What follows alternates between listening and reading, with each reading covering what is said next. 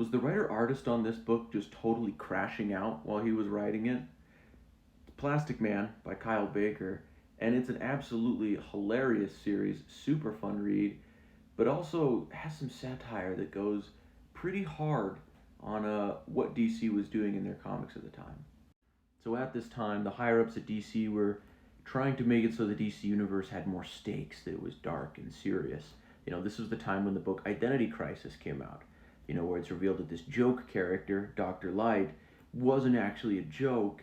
He was magically lobotomized by Zatanna because he committed SA and, other terrible, horrible things, but mostly that. Mostly that. Very, very kind of dark stuff.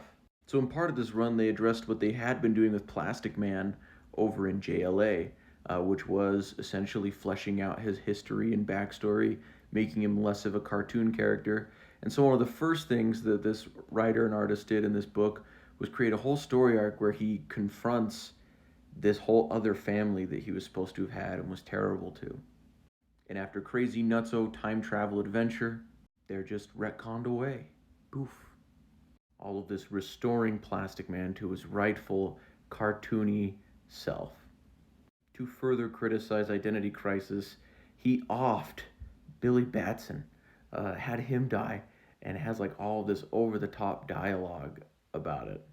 At one point, he has Mary Marvel give a speech talking about why the reason that the superheroes wear the costumes that they wear, all the ridiculous clothes, is because kids look up to them and look to them for inspiration. Meanwhile, it just is doing this while showing what all of the female superheroes were wearing in comic books at the time and how they were being drawn.